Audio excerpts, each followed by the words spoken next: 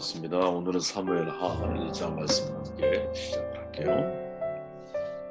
1절 말씀을 읽으면 사울이 죽은 후에 다윗이 아말렉 사람을 쳐 죽이고 돌아와 다윗이 시글락에서 이틀을 머물더니 원칙 중심의 삶에서 살라라는 제목이고요. 뭐 흔하게 들어본 제목이지만 또 다른 원칙이 적용되고 있다라는 것을 1장을 통해서 확인하게 됩니다. 내용을 간단하게 정리해 보면 사무엘하 1장은 세 명의 인물이 등장을 하죠. 이제 사울이라고 하는 사람, 또 사울의 왕관과 또그 고리를 가지고 다윗을 찾아왔던 아말렉 청년과 그리고 다윗이라고 하는 세 명의 인물이 소개되고 있습니다. 사울과 그의 가족들이 죽임을 당하고 같은 시각에 다윗은 아말렉 족속을 진멸하고 있죠. 근데 그 중에 어느 한 아말렉 군사가 사울의 왕관과 고리를 가지고 마치 사울을 자기가 죽인 것처럼 다윗에게 보고합니다. 다윗은 여호와의 기름 부음 받은 자를 두려워하지 않는다라는 이유로 그 청년을 그 자리에서 죽이죠. 이 각각의 인물이 전하는 교훈이 뭘까? 저는 이 질문을 한번 던져보았고요. 이 각각의 인물이 보여주고 있는 메시지가 어떻게 보면 사무엘하 전반적으로 우리가 좀 초점을 맞춰서 읽어내야 할 말씀의 초점이 아닐까 그런 생각을 해보았습니다. 1절 말씀을 굳이 뭐 다시 읽을 필요는 없고 다윗이 아말렉 사람을 쳐 죽이고 이렇게 말하죠. 사울이 어떤 사람일까? 뭐 한마디로 정리해 보면 사울은 자기 마음대로 살다가 죽은 인생이죠. 1절 사울 왕의 죽음을 보고하고 있죠. 인류 역사가 보여주는 한 가지 정말 거스를 수 없는 진리가 하나 있다면 결국 모든 사람은 죽는다라는 거죠. 위대한 철학자 소크라테스도 죽었고 또 정복할 땅이 없다고 한탄했던 알렉산더 대왕도 손을 하나 내밀고 죽었다 그러죠. 또 그토록 오래 살기를 희망했던 진시 황제도 죽었죠. 그죠? 이 진시황이라는 사람이 대단히 정치를 잘했던 사람이더라고요. 역사를 이렇게 읽어보면 그 시대에 되게 안정된 그런 나라를 만들었던 아주 화려함에 국가를 완성해 나아갔던 그런 황제였더라고요. 보니까. 근데 그가 오래 살고 싶었죠. 그죠? 그 꿈을 이루지 못하고 죽죠. 그들 모두가 다 사실 얼마나 대단한 사람입니까? 근데 중요한 거 죽고 나니까 얼마나 대단한 일을 했는지와 상관없이 진짜 중요한 게 인생의 어떤 무엇일까를 우리에게 던져주고 있는 인물이라고 저는 생각을 하거든요. 중요한 게 뭐냐, 얼마나 오래 사느냐 이게 아니라는 거죠. 어떻게 살다가 죽느냐 이게 훨씬 더 중요한 문제라는 거죠. 사울은 마지막 순간까지 자기 생각을 따라 살다가 죽죠. 증거가 뭡니까? 자살로 자기 생을 막아내요. 그죠? 마지막까지도 스스로 자기의 인생을 결정하려고 하는 삶의 태도를 가지고 있죠. 심리학적 용어지만 심리학에서는 인간을 생각하는 방향으로 변화하는 존재 이렇게 표현을 하거든요. 그러니까 내가 어떤 생각을 하느냐에 따라서 그만큼의 세계를 살아간다는 거죠. 내가 세모의 생각을 하면 세모 같은 삶을, 네모의 생각을 하면 네모 같은 삶을, 절망적인 생각을 하면 절망적인 삶을, 절망 속에서도 추락 속에서도 하나님의 회복을 생각하면서 은혜를 생각을 하면 은혜로운 삶을 살아가는 거죠.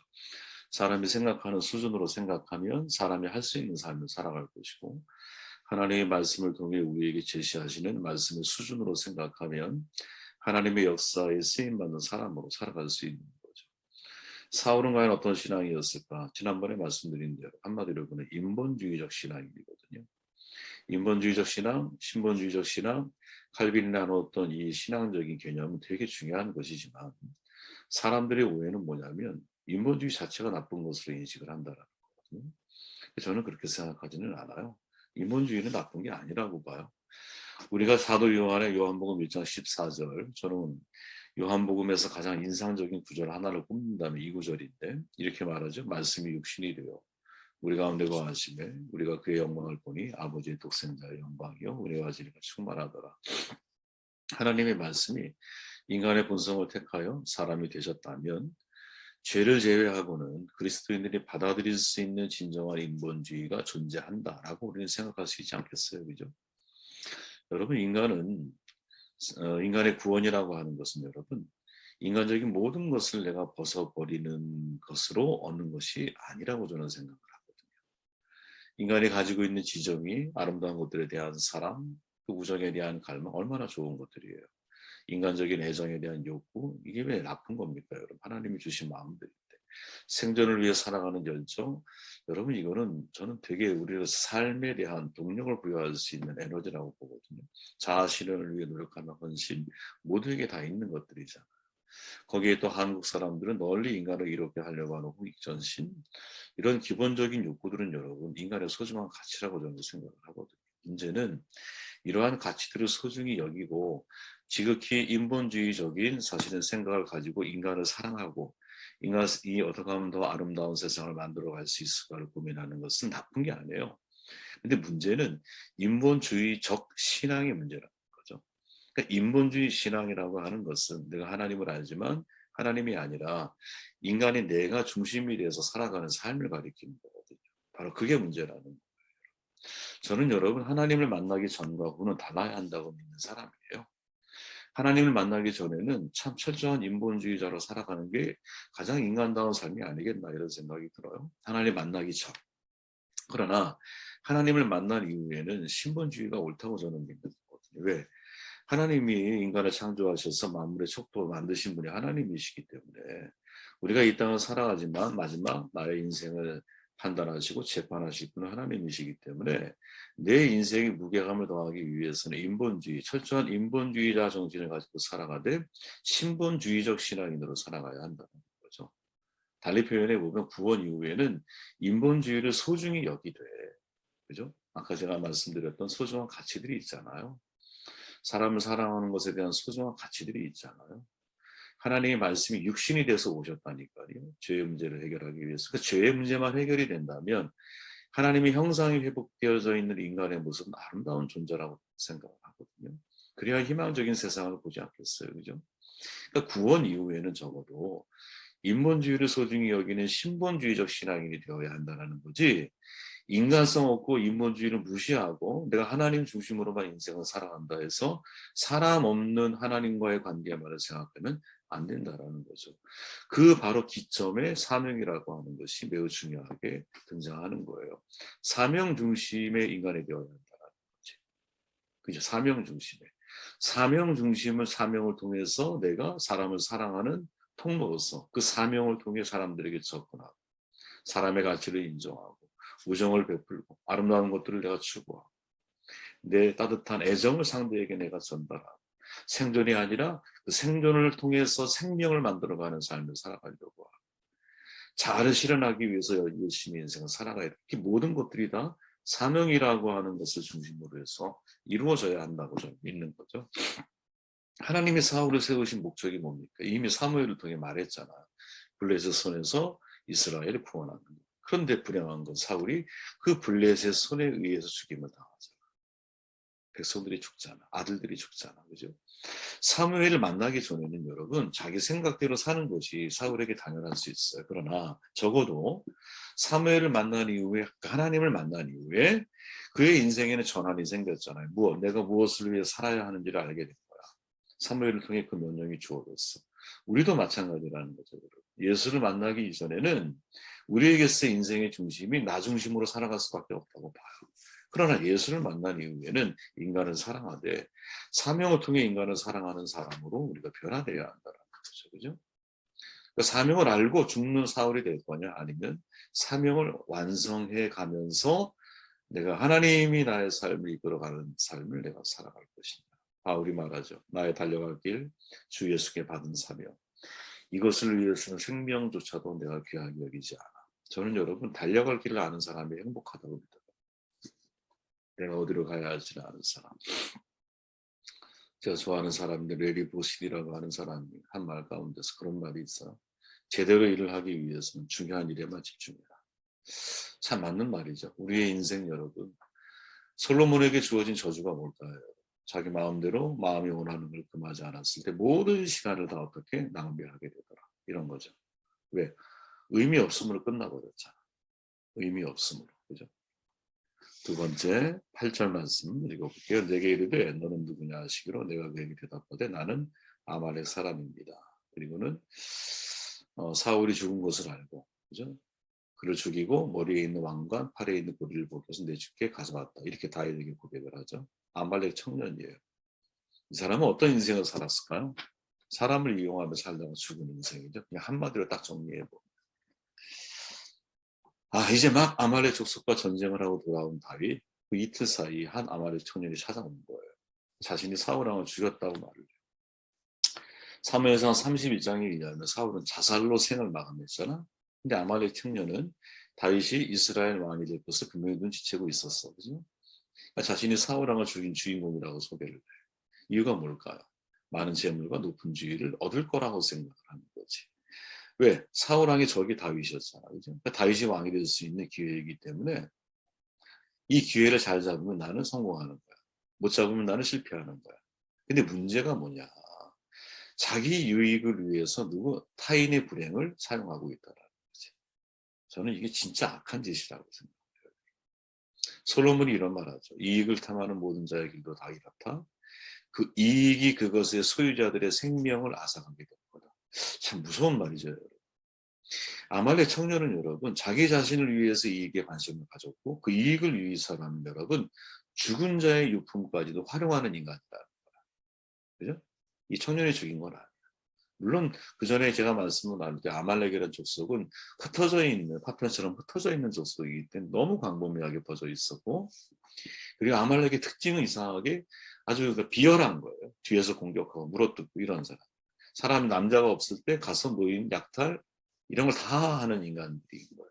그래서 하나님이 사울에게 아말렉을 진멸하라 이렇게 사무엘을 통해 말씀하셨죠. 그때 살려둔 아말렉이 나중에 화근에 대해서 결국 그의 손에 의해 죽음을 당하는 거예요.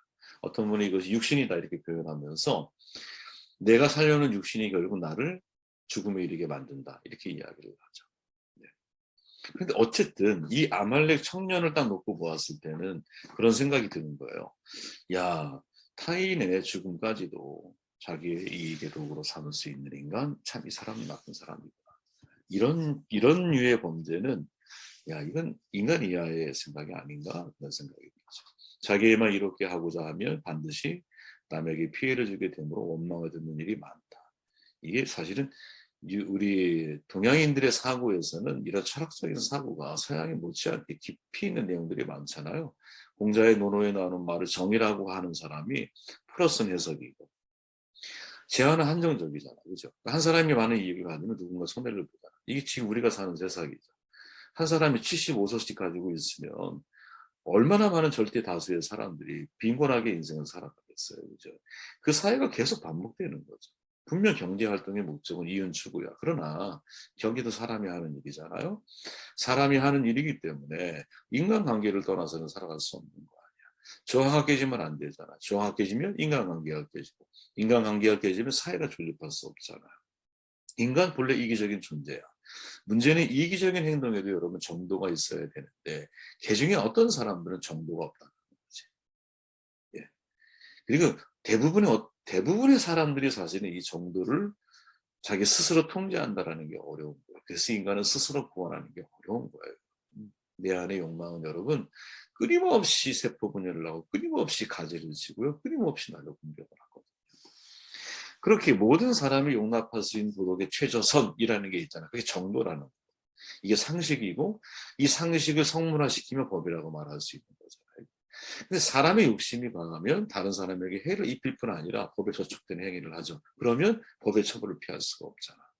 그런데 이 아말렉 청년은 이러한 기본적인 정도가 없는 사람이라는 거지. 그죠? 상대의 죽음을 나의 이익의 도구로 삼는다는 점에서 대단히 약한 거예요. 상대의 불행을 나의 행복으로 삼는 거죠. 남의 불행을 나의 행복으로 삼는 것. 이건 여러분 아주 고대로부터 전해 내려오는 사실은 인간이 가지고 있는 아주 뭐랄까 교묘하고도 미묘한 감정, 시기라고 표현하기도 그렇고 질투라고 표현하기도 그렇고 상대가 가지고 있는 것에 대해서 나를 불행하게 여기는 이런 마음들 이건 아주 고대 때부터 지금까지 인간의 마음속에 내재되어 있는 거예요. 그래서 여러분 토마스 아퀴나스 같은 이렇게 말하죠.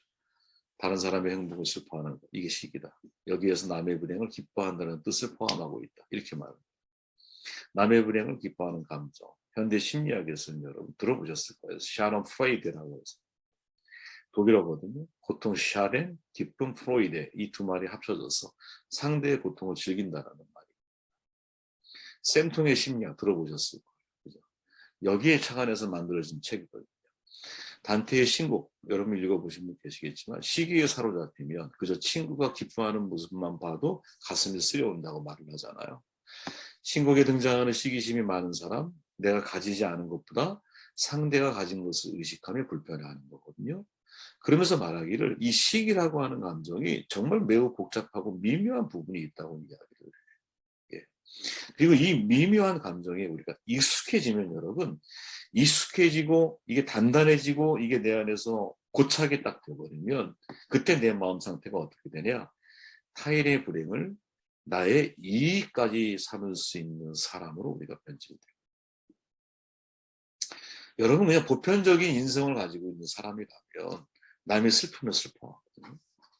남이 불행하면 마음이 아파할 줄 알아. 그죠? 그런 공감, 기본적인 공감을 가지고 있어. 그런데 타인의 불행을 나의 이익의 도구로 삼는 데까지 어느 한순간에 이루어지는 게 아니라는 거예요. 아주 오래도록 내가 타인의 삶이 잘 되는 것을 기뻐하지 못하는 삶이 내 안에 쌓여가기 시작을 합니다. 그러면 결국 그것이 나를 불행하게 만드는 거죠. 솔로몬의 저 말은 여러분, 위에 있는 이 말, 저는 깊이 의미해야 할 말이 아닌가? 그 이익이 그것의 소유자들의 생명을 앗아간다. 네. 누가? 이익을 탐하는 모든 자들.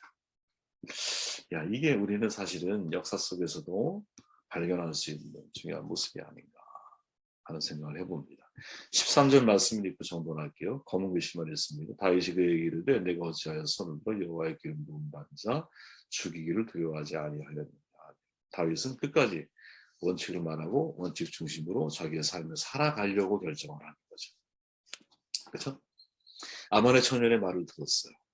근데 아말렉 청년의 말, 이 청년이 오기 전에 다윗 스님이 어떤 마음의 상태였느냐?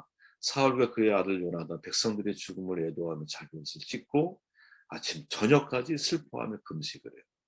이 정말 이게 다윗의 사실은 진심이거든요. 그죠? 타인의 불행은 여러분 절대 기뻐하지 않아요. 우리가 항상 그런 마음이 있어야 될 것 같아요. 그죠? 저희들이. 여러분들이 잘 되는 게 행복하고 기뻐야 될 것 같아. 아니, 기뻐요. 여러분들이 잘 되기를 바라고.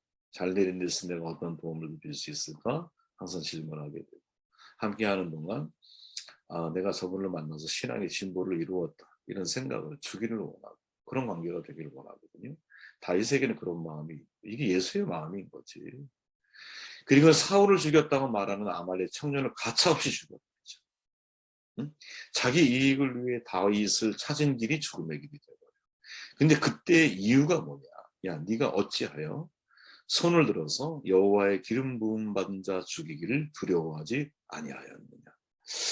야, 이게 매우 중요한 삶의 다윗의 원칙이죠. 왜? 다윗을 2번 죽이려고 할 때도 그때도 부하들은 항상 또 다른 예언을 듣고 와서 이때가 하나님이 주신 기회라고 말하고 있는데 자기는 원칙을 가지고 그거를 기회라고 받아들이질 않지. 이건 기회가 아니라 저주야.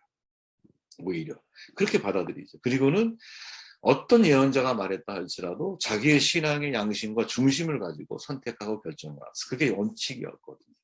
나는 절대로 하나님의 종에 대해서 기름 부은 만자를 하나님이 세우신 거잖아. 하나님이 그분을 손대실 때까지 나는 내가 할 수 있는 한 그분에 대한 배려와 존중 이걸 난 다 하겠다. 이런 삶의 태도.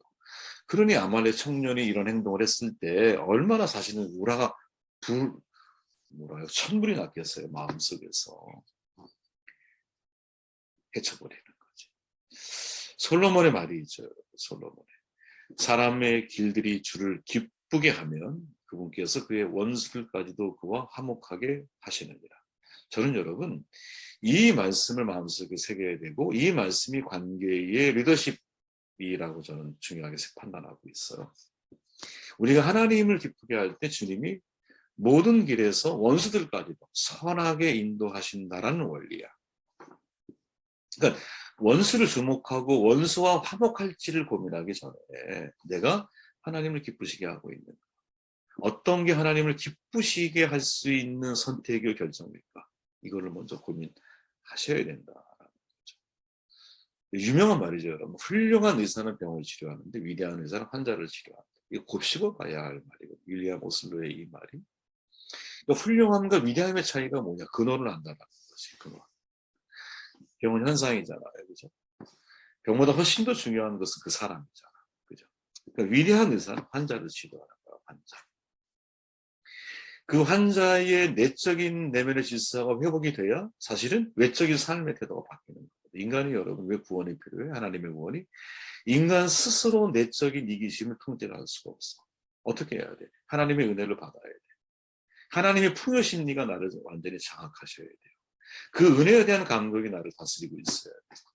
그래서 누구를 만나도 나는 가만하지 않아. 줄 게 있는 사람인 거야. 누구를 만나도 나 큰 건 나 없어. 하지만 예수 그리스도 이름을 너에게 주니까 일어나 걸어. 이렇게 말할 수 있는 거죠. 바울이 말하죠, 여러분. 내가 지금 사람의 마음을 기쁘게 하고 있습니까? 아니면 하나님의 마음을 기쁘게 해드리려고 하고 있습니까? 아니면 사람의 관심을 사려 하고 있습니까? 내가 아직 사람의 관심을 사려고 하고 있다면 나는 그리스도의 종이 아닙니다. 마땅히 그리스도의 종은 하나님의 마음을 기쁘게 하는 사람이어야 한다. 사람의 마음을 기쁘게 하는 일이 나쁜 건가요, 여러분? 여러분 그런 의미가 전혀 아니에요. 착각하면 안 되죠. 사람이 1순위가 아니라는 말이죠. 바울의 인생 원칙, 삶의 원칙이 뭐냐? 하나님의 1순위, 사람이 2순위라는 거야. 그러니까 사람을 사랑하는 건 훌륭한 신앙이에요. 제가 볼 때. 그러나 그보다 더 훌륭한 건 하나님을 사랑하기 때문에 사람을 사랑하게 되는 것. 저는 이건 진짜 위대한 신앙이라고 보는 거지. 그죠? 내가 저 사람 사랑할 수 없어. 인간적인 사랑은 나를 사랑하면 사랑하잖아. 원수 같은 사람 사랑하기 어렵거든요. 근데 그보다 위대한 사랑이 뭐예요? 하나님을 사랑하기 때문에 원수를 사랑하게 되는 거지. 그죠? 사랑을 기뻐할 줄 아는 신앙이 훌륭하죠. 그러나 하나님의 기쁨을 위해서 사람들을 내가 행복하고 복되게 만들어주려고 하는 신앙은 위대한 거죠. 제 아무리 널리 인간을 이롭게 하는 마음을 우리가 가지고 있다 할지라도 여러분 그 뿌리가 하나님에게서 시작되지 않는다면 그건 인간의 노력에 불과한 거예요. 그렇게 삶의 1순위에 무엇? 하나님의 말씀을 둬야 되는 거죠. 말씀의 원칙을 따라서 사겠다고 다짐하는 오늘 하루가 되시기를 주의 축원합니다.